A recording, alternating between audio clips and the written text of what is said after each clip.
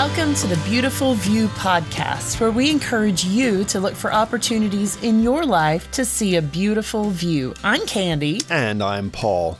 Today we are going to bring you what we hope will be a humorous conversation about a sense of adventure. Yes, I think it's safe to say that everyone has a different idea of what adventure looks like. We even differ on how we go about planning, preparing, and executing our adventures. Yes, we do. So, sit back, relax, and enjoy the beautiful view. We could climb a mighty mountain, float on down a winding river, travel back in time and face our future too. Oh, I'm not scared of where I'm going, 'cause I know whose hands I'm holding. Oh, I'd go anywhere as long as you're going to. Well, I'd go anywhere as long as I'm with you. Let's go, go, go on an adventure. Do you remember Dora the Explorer? Yes, I do. Our daughter Emily was a huge Dora fan. Oh, she was. And do you remember that DVD we got her one year for her birthday? Yes. It was a Dora the Explorer video. Yeah. But it incorporated Emily into the adventures that Dora went on. Now, she just turned 21. It was Yep. probably 17, 18 years ago. So Okay, my goodness. it was kind of like, hi, I'm Dora, and this is my friend, Emily. Who do we ask for help when we don't know which way to go? Emily? And every time it said her name, it was kind of like it was asking a question. Yeah. It was pretty cool for back then. It was. Yeah. And I had submitted like a little headshot of Emily. And so they incorporated her and made her Dora's little bobblehead friend that kind of went on the adventures with her. Yay! Here you come! It's Emily! You're here! Hooray for Emily! Play Park turns into Party Park! With confetti! And presents! And candy! Caramellos! Goodie bags! That cake sure looks yummy! It was high tech. Now, at least it was on a DVD. You know, when you were bringing that up, I thought enough time had passed where it could have possibly been on a VHS cassette. It could have been, or yeah. like 8mm film. 17, 18 years ago. That is nuts. No, it is crazy. I guess technology has come a long way since then. Yes, it definitely has. But she thought it was pretty cool back Yes, then. she did. Anyway, Tyler had a bit of an adventure this past week as well. Yep. He was selected to participate in the Bellevue Community School District Student Council sponsored Survivor competition. That's probably the longest title I've ever heard for an event. It is. So how it worked was students applied if they wanted to participate. They had to submit an application, and Yes. 4 students were chosen from each grade. Mm-hmm. And they basically all moved into the school on Sunday night. And then as the week went on, they participated in different challenges, physical, artistic, social, and mental challenges. And I don't think there was actually a whole lot of sleeping that went on in that time. No, I don't think there was I either. think Tyler said he got something like 7 hours of sleep in 72 hours. Yeah, so. he did. He took an air mattress with him. Like it was in the gym, and they had the wrestling mats laid out, so the kids could be comfortable if they didn't bring something with them. But he got an air mattress as well, just to be like super comfortable. But what I find funny about this whole thing is that when I was his age, I was just looking for excuses to get out of school. Live at the school. And he moved in. Like, he lived there for 4 days. He did. Voluntarily. Yeah. He made it through. I think he got eliminated on Tuesday night, which He meant did. he came home on Wednesday afternoon after school. But Yeah. anyway, he had a great time. What fun. Yeah, he was a little disappointed that he had to come home. The challenge he was eliminated on, they asked the kids like on go go to this classroom and look at the books on the shelves, and you have to find a book that begins with the same first letter as the first letter of your name. Which for him is T. It's T. But there was an additional rule. Yeah. The book could not start with the.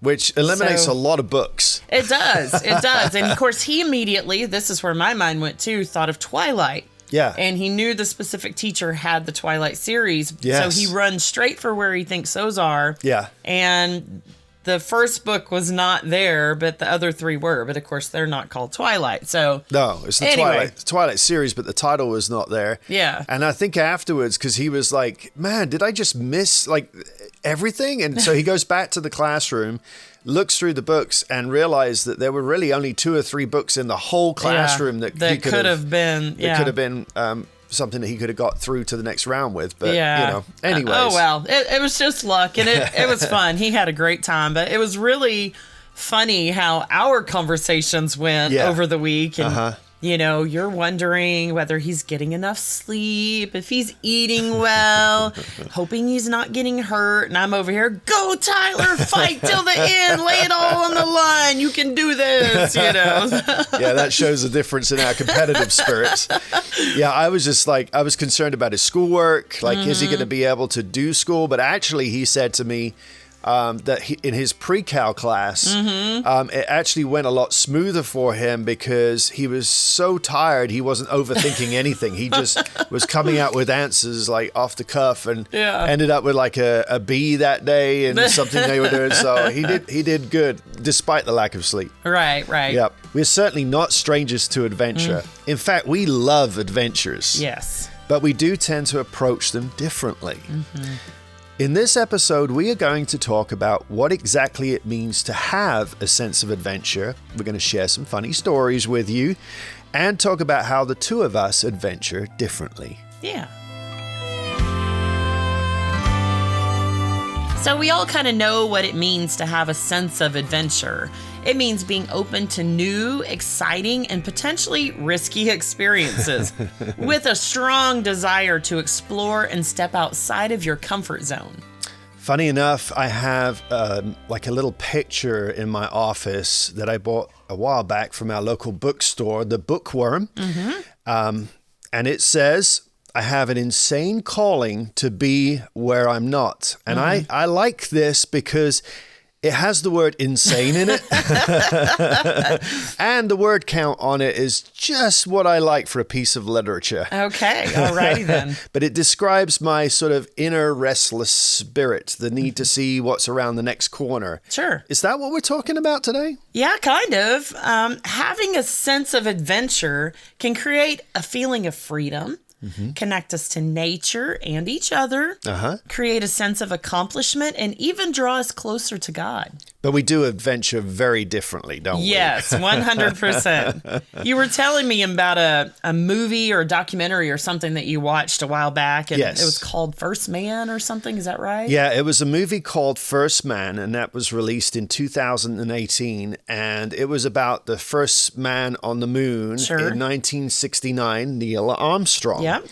He flew on the Apollo 11 mission, and his character was played in the movie by Ryan Gosling. It was a great movie. Okay. And then after that, I watched a documentary that was actually released before the movie in 2014, which was titled The Last Man on the Moon. Okay. And this documentary was about the life of Eugene Cernan, who flew on Apollo 17 in 1972. And that was actually the last mission to the moon, where man stepped on the surface of the moon. Okay, sure. So I know when you were telling me about it, we got to laughing because you were about, you know, just how slow the first man on the moon, Neil Armstrong, how he kind of went about stepping onto the moon. You said something along the lines of, you know, that's how I would have done it. Okay, I just checked getting back up to that first step. That isn't collapsed too far, but it's adequate to get back up. Roger, we copy. It's a pretty good little jump. Yes. Very slowly and deliberately, one toe in, following instructions, holding on to the ladder. At the foot of the ladder, the LEM footbeds are only depressed scratching the surface about 1 or 2 inches. Evaluating and assessing my risk level as I went. And I would have been Hippity hopping over hill and dale. jumping up and down, like running around as fast as I could, just like the last man on the moon, Eugene. Da da da da da da da da da da da. Houston was getting on to him. Like, you need to shape up. You can't do that stuff. Like, you're Right. a long way from like any kind of rescue. You need to be careful. He's just jumping up and down. Singing. We'd like you to leave immediately, if not sooner. That totally would have been my approach. Hippity hopping along. That's one small step for man, one giant leap for mankind. Oh my goodness. I am very deliberate about things when I'm in a new place. And so this is kind of what it looks like when we land in a new campground or something. I get all of the information that the office gives us, Yes, the you do. brochures, the booklets, whatever. Yep. And I sit on the couch or in the lawn or in the zero gravity chair Actually, or like something. when we pull up to a campground and you go in to check in, you usually come out and start reading it. Like, you get in the truck and you're immediately reading the stuff. Well, sometimes. Usually it's the map to figure out where to go Oh, for yeah, our there's that. site. Yeah. So, but I do like to read through all the rules and the information, check out any hiking trails around, kind of figure out where we're going to do our daily walks, Yeah. find out what there is to do around the area. Yeah. And you, Uh-huh. you're usually breaking about half of the rules while I'm reading them. Wow. Come on. I mean, that's not true exactly. I mean, mostly it's not true. I just assume everything has to be fairly similar to the last campground we're at. I mean, like, you know, when you've been to one campground, haven't you been to them all? You know? It just depends. And I mean, how boring. I'm like, we're at the campground. We're ready to have fun, you know? So I usually go on the theory that if I break a rule, then someone's going to tell me that I've broken it. Oh, they will. And then I can say, I'm sorry, I didn't realize. Like, if I haven't actually read the rules, then how do I know what I've broken? And it takes away that excuse I can use, you know, the excuse that I really didn't read them, so I have no idea. Which brings me to the thought that we both love to hike, but we Yes. also do that very differently. Yeah, we do. I like to know a little bit about what to expect, like Yeah. the length of the trail, the difficulty of the walk, if there are any facilities or access to water Yes. along the way, Survival stuff. what kind of wildlife we might encounter, you know, things like that. On the adventure, I tend to notice all the little things around me, the tiny yeah. little flower growing through a crack, Yeah. the bird singing in the tree, the little caterpillar on the milkweed, the interestingly shaped rock, you know, all the little things. And me, on the other hand, I just tend to like just go. Like, Yes, like come on, you let's do. go, let's go. Let's go on an adventure, right? Yeah. And you don't mind the adventure of figuring things out as you go. No. I do love an adventure, but I like to be prepared for what's to come. Another way that we approach adventure differently is you tend to get very serious and want yes. to have deep conversations while Yes. we're walking. Uh-huh. Which, I mean, there's nothing wrong with that, and I can usually kind of hang. Usually. I'm just typically a little sidetracked, you know, taking in my surroundings in the middle of your deep conversation. Yeah. Sorry about that. Yeah. Well, I mean, for me, when we're on a walk, you know, I love to talk deeply about things because I'm inspired about, you know, all the surroundings. Mm-hmm. And it just means that I'm feeling comfortable, you know, and so that's when I get deep. You know? Philosophical. and Philosophical, stuff. yes. It's a good sign. Yeah. Okay. Yeah. Do you remember that time that we went hiking at San Angelo State Park and Yes. we came up on that huge herd of longhorns? Yes, we did. On our walk. I mean, we had no idea No, to expect they're that. I right knew on that the there trail. were longhorns around Yes. the state park, but never dreamed that we would just walk up Right to behind them. them. Yeah. Yeah. We actually had to turn around and go back the way we came because Yeah, they we would did. not Yeah. move. And then I don't know if it was that same afternoon or the next day, I decided that I wanted to go back down that trail. Because I'm like, surely they've gone by now, it'll be fine. And then no sooner had I gotten just past the same point than 2 more longhorns popped out on the trail in front of me. And then so I turn around to go back, and I'm kind of at like a 3-way crossing. So I'm coming in from one side, going that way, and there's another trail going backwards in a different direction.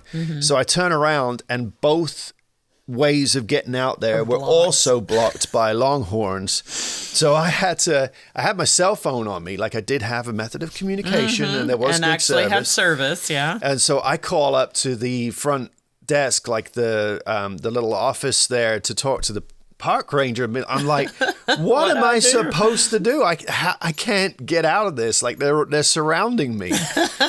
So I'm like, what? How do I get out of this? And didn't she like tell you to like slap him on the butt or something and tell him to move?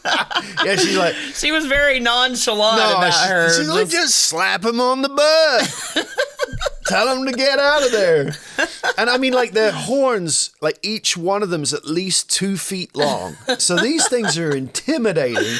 So I just shouted at them, like I started hollering and waving my arms, and they're kind of the looking at hay me. bear thing. Yeah, and they're looking at me like, huh? What do you want us to do? And this, friends, is why you take a buddy with you, Well, I did the first time, and I guess we got out of it the first time. But that was kind of a scary thing. So know what you're going into. Yeah, what the possibilities are. Yep. So, and then there was a time that you and I were in New Mexico, and we went for a walk, a hike or something in the mountains, and we were literally stepping in bear footprints. Yeah. Along our walk, and on about the 3rd one, I'm like, okay, I'm out. and I'm like, how cool is this bear paw prints in the ground? Yeah. Isn't that cool? And you're like, no, it's not. That means they're pretty wet too. Like that means that there is a bear around here. Yes. So, yeah. Yeah. And then we go back to the cabin, because you were done, and I think you like took a nap for the rest of the day. Oh my gosh, I think my blood pressure was through the roof, and I just passed out. So she passes out. So I'm like, well, what am I supposed to do now? So I'm like, you know what? Of course, well, I'll go for another walk on my own, because that always goes well. So I'm like, well, there's plenty of trails around here. Let's go explore around here. So that's what I did. And how did that go for you? Well, I take off down this trail. And the trail actually goes around Ruidoso, where we were at.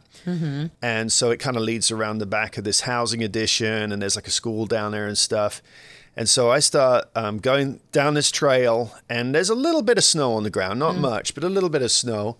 And I start finding like bones, parts of carcasses, that kind of stuff. Yeah. And so I'm like, and then at some point, I kind of got the feeling like something or someone was watching me. So I'm like, okay, I don't have very much. Like I think I had a knife on me, a small pocket knife.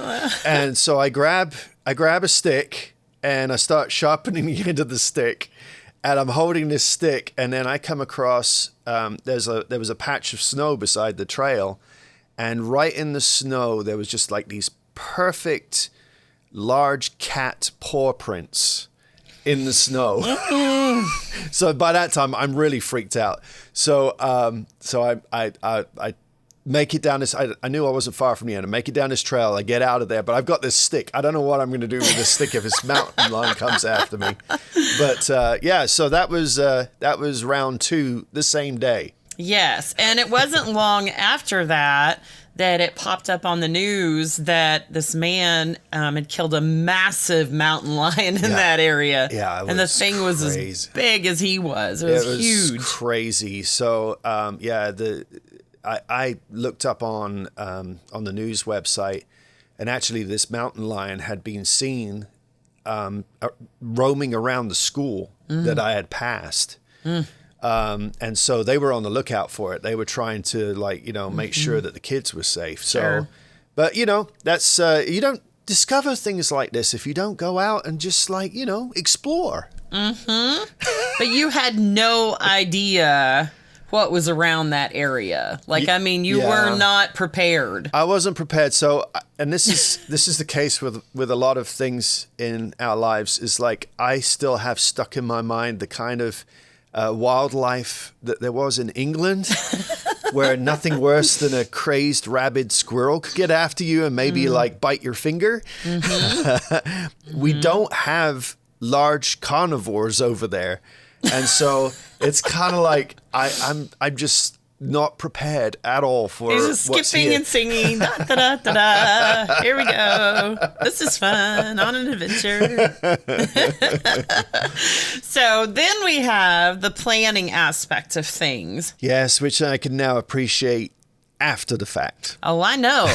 Last year when we did our solar eclipse trip, I planned for that trip for months. You did, yeah. Now, there were some unknowns even on the day that we arrived. We weren't for sure exactly which campground we were going to be able to get into because they were all first come, first serve. But no reservations or anything. I had researched, and we had plan A, plan B, plan C. Yeah. And thankfully, plan B worked perfectly. It did. You literally thought of everything. I mean, I tried to. In that case, I was sort of really happy about that because, like, we had our entire family, the 2 dogs. There were a lot of variables and potentially a way that we could, end up there without something we really needed. Sure, so I'm really glad that you planned. Well, like thank you. So what is something that I thought of preparing for that trip that you were kind of surprised to see when we got there and unpacked everything? Well, we were in the middle of the forest, and so I think the thing that, I don't say surprise, but I was very happy about was you had packed tarps and rope. And then when the rain came Look at down, me and my survivor skills. your scouting skills. But like, when that rain started coming in, we had a picnic table on our site. Yeah. And that's where we had set up our little kitchen area. And it meant that we could string a tarp as a roof over that picnic table. And it gave us a nice dry place to be able to cook and hang out until the rain passed. Yeah, we sat there and played games. We and did. all We kinds had of stuff. fun. We did. We had a lot of fun.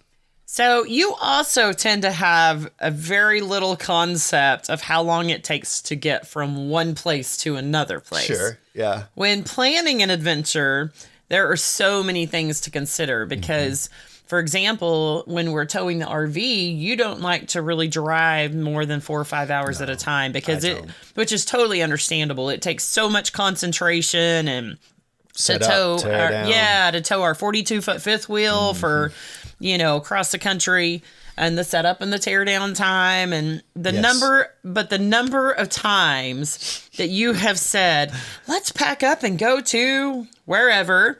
Idaho. And wherever is 3 or 4 days drive away. Yeah. And then you're like, and then let's go to this other place in another that state. Is another 3 or 4 days drive away from the first place. We're already a week in without even spending any time in either place. Well, I just like to sort of live in my own little fantasy world where anything is possible. Like, if we could just dream a little, then we could have fun and we get to see all these things. Yeah. And again, my concept of distances and geography is all based on my raising in England, where if you strayed too far, then you fell into the ocean. Yeah, there's that. Or worse, you might end up in Wales. But to be able to drive for like days here without drowning is just, that's an amazing concept to me. And trips like that might have worked well when we full-time RV'd. Like, we could do trips like that and stay for a period of time in each place and then move along and stay. Right. But now we have other things to consider, we do. Tyler's school, jobs, camps, and, all the bricks and sticks things like that. We just can't pack up and leave for like a month or more. We just don't have that same type of freedom that we used to have. And that's something that we talk about pretty much at some point or another every day. Yeah. You know? Yeah. And we look out of our back window here at the house, and our RV's just sitting there ready to go.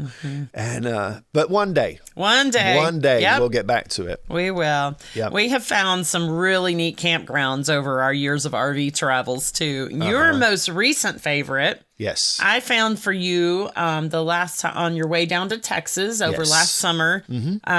Which, by the way, the All Stays app is amazing. It's very good. That is super helpful if you're a camper person. Yes. And okay, so what was that campground, and what is your fascination with that place? I really don't know. It's in a very remote place in the middle of farmland. But what grabbed my attention is how well it was put together. Like everything was thought of, how well it was maintained. It's by this small lake, and it's kind of like if you were like roaming around in the middle of nowhere, you know, driving around, and you come across a Grand Hyatt. Right in the middle of nowhere. In the middle of nowhere. So it just was kind of unusual, like an oasis in the desert. Yeah, fair. Okay. And the first time you stayed there, you stayed on your own in the tent. I did, yeah. You were heading back to Texas, where I was, and the RV was as well. It was down there with me. So, but when we headed back to Iowa with the RV, you wanted to stop over there again so you could show me this fantastic campground. Yeah, I wanted to show it off. I mean, it was great. I enjoyed it. We got parked up and got a site. And, and all the things. And I got to do something for the first time on that little stay. Yeah. Which was actually stop by the notice board on the way into the park where the rules were. I never even saw that the first time I went there. I did as soon as we came in. I knew that we had to go read all the you're rules. like, stop the truck. And I'm like, I've been here before. This is fine.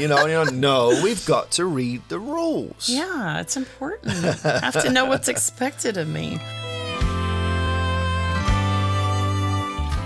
So for me, going on an adventure is freeing and empowering.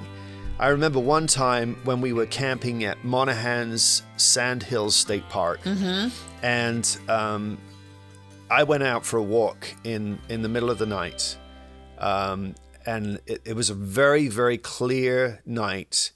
There was some moonlight, and just walking across the tops of those sand dunes, it was just very magical. So if you can imagine it, it was kind of had this blue cast over everything. So the sand dunes looked a little blue. And I just was walking out there, and it was like being on another planet, or walking on the moon. Walking on the moon, yeah. Yeah. You can't skip around too much in the sand, though. But it was just a really peaceful, beautiful place to be. Yeah, and I can appreciate that experience, but I would never wander out through those massive sand dunes on my own at night. There's just no way. Well, it actually worked out really good because it's nighttime. And so the sand dunes that surround the campground are higher than the campground. So the campground's actually like dips down probably 20 feet or more. Yeah, those dunes are so high. They're so tall. But at night, the campground's lit up. And so it was so easy at any point just to look back and see where the campground was. So that worked out really well. Now, you shouldn't do that during the day. And so it was like... Why is that? Well, there was another time where, because we went to that park several times, because it was a lot of fun. Yeah. And so there was another time where I said to Tyler, let's go explore. And so that's a recurring theme on our adventures. But anyway, so we take off and we start walking around all the sand dunes, and there was a pump jack. So we went to look at the pump jack to see, that working. And then we went to like a couple of other places, and then I said, okay, it's time to go back. So we turn around and we head like with full confidence. I head back in the direction of where the campground was, and I had a compass, so I could kind of roughly tell which direction. But of course, like you can head the right direction on the compass, but you might be a little this way or a lot that way, or like it could be that you're way off. Like you're walking in a direction, and actually what we ended up doing is we ended up walking right past it. So I'm like, this isn't right. And so we go off in several different directions. And finally, because Tyler's getting tired by this point. Poor little guy. He was a little bitty thing back then. He was. He had little short legs walking through that sand. Yep. And he turns to me and he's like, Dad, let me navigate. And so finally I'm like, okay, where do you think the campground is? So he's, I think it's this way. So we go off in that direction. And pretty much we got straight back to the campground. He did a great job. He's a good navigator. But we had to kind of hide that from you. Like we tried to pretend like nothing had happened. And I think and because I can't keep a secret, I think it was like later that evening or the next day. And I'm like, you confessed. We were gone for a while. Well, we were kind of lost. I remember another little adventure you and Tyler went on while we were in the South Dakota Badlands. It was a little bit terrifying for Mama. Yes, it was. We've talked about that before, but yeah. It is a great example of exactly what we're talking about today. Would you like to tell us a little bit about that adventure? Well, it all started, Tyler, as soon as we got there, he's like, can we go fossil hunting? Like, I want to go fossil hunting, which, there's been like T-Rexes discovered around in that area. I mean, it's not uncommon to find something. Sure, right. So we take off, like we take a couple of little trowels with us, and we take off down the slope.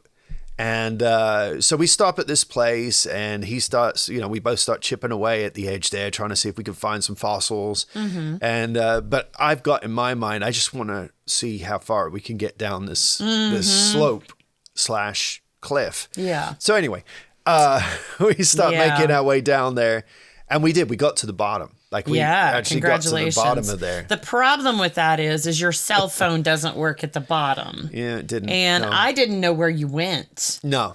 Because you didn't tell me that you were going on this big adventure. I didn't know it, when we set out. My point exactly. It developed into that. So we start coming back up the hill, and just like the Longhorns, this time we had bighorns. Bighorn sheep. Sheep. Yep. That were standing above us as we're trying to climb up the slope. And so I'm like giving Tyler a boost up the slope there, and this bighorn sheep is like, rising up, and I'm like, oh my gosh. And it was at about that time where I could hear way off in the distance the cry of Candy saying, Paul, Tyler. I'm wondering at that point, do I need to call like emergency services? Like, are my boys laying at the bottom of the, cliff? Like, injured? Has Paul fallen and broken his leg? Tyler's like, he's a little guy at that point. Like, he couldn't do anything. Their cell phones didn't work. That is a prime example of how our senses of adventure differ. Yeah, they do. And that little adventure prompted us to purchase some pretty high quality walkie-talkies for your future wild hair outings. We might want to install an Apple AirTag on me. That is not a bad idea, actually. That is not a bad idea. So we have started dreaming and planning a little bit for future adventures. Yes, we have already planned a couple of trips to Texas. And in between that, we're hoping to take a few trips pretty close to home. Just to kind of explore a little bit here too. Yeah.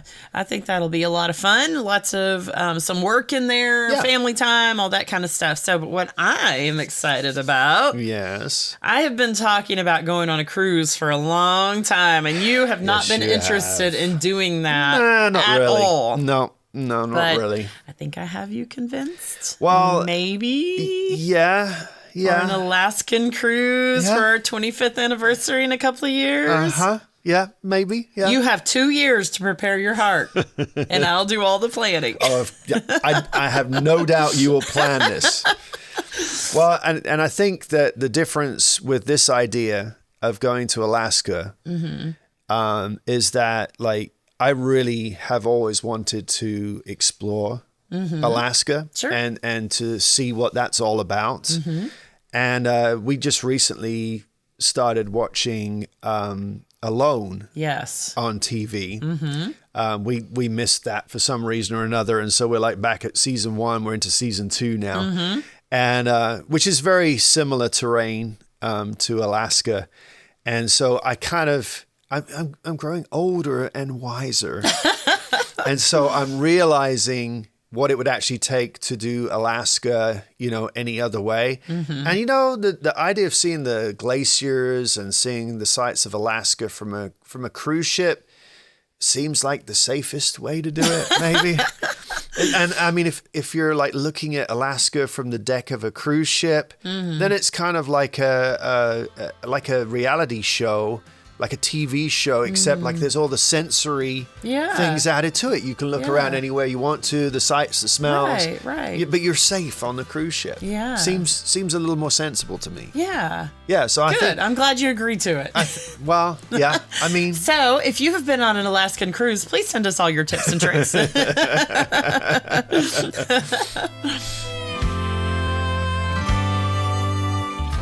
So I found something online that talks about 4 different adventure styles. Yes.